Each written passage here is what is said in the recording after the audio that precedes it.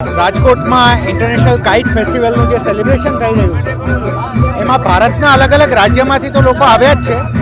14 દેશોમાંથી પણ kite flying enthusiast જોડાયા છે અને આપ જોડાઈ રહ્યા છો, જોઈ રહ્યા છો તે રીતે અલગ અલગ પ્રકારના પતંગો પણ ઉડી રહ્યા છે.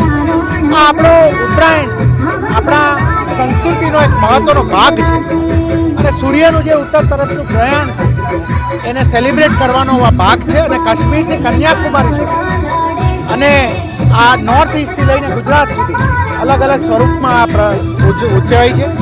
આજે રાજકોટમાં આજે એકદમ ઉત્સવનું જે વાતાવરણ છે એમાં તમામ લોકોને જોડાવા બદલ અમે આભાર વ્યક્ત કરીએ છીએ. સદીઓથી ચાલી આવતી આ પરંપરાને માનનીય નરેન્દ્રભાઈ મોદી આંતરરાષ્ટ્રીય ફલક ઉપર લઈ ગયા. તેના ભાગરૂપે આજે રાજકોટ મહાનગરપાલિકા અને ગુજરાત ટુરિઝમ બોર્ડ દ્વારા રાજકોટ શહેરની અંદર ડીએચ કોલેજના ગ્રાઉન્ડની અંદર આજે પતંગ મહોત્સવ યોજાઈ રહ્યો છે. આ મહોત્સવની ખૂબી અને ખાસિયત એ છે કે ગુજરાતનો આ તહેવાર કે જે ઘરે ઘરે 14મી જાન્યુઆરીએ અગાસીમાં આપણે સૌ પતંગ ઉડાડતા હોઈએ છીએ તેને આંતરરાષ્ટ્રીય ફલક ઉપર લઈ ગયા અને આજે 72થી વધુ કન્ટ્રીઓના પતંગવીરો આજે રાજકોટની અંદર આવ્યા છે. આ ગુજરાતી તહેવાર, ગુજરાતનો આ મહોત્સવ એને માનનીય નરેન્દ્રભાઈ મોદી સાહેબની દીર્ઘદ્રષ્ટિથી આજે વિશ્વના દેશો આજે ગુજરાતની અંદર અલગ અલગ મહાનગરોની અંદર પતંગ મહોત્સવમાં ભાગ લઈ રહ્યા છે.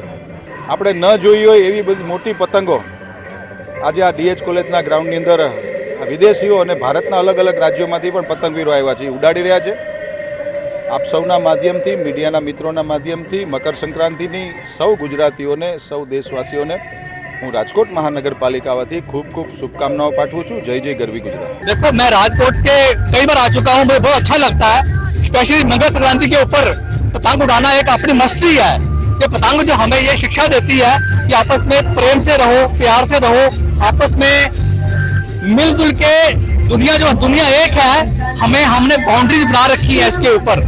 हमें बहुत इंटरनेशनल पीस एंड ब्रदरहुड की वजह से प्यार से रहना चाहिए.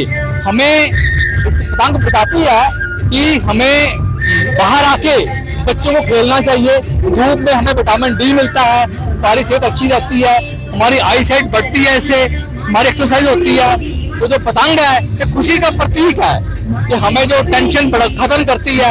जो बच्चे मोबाइल से खेलते हैं उनके ऊपर टेंशन हो जाती है.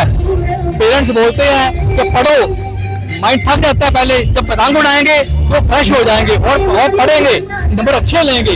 तो मैं सबको यही बोलता हूँ कि बाहर आओ, पतंग उड़ाओ और मस्ती करो पूरा.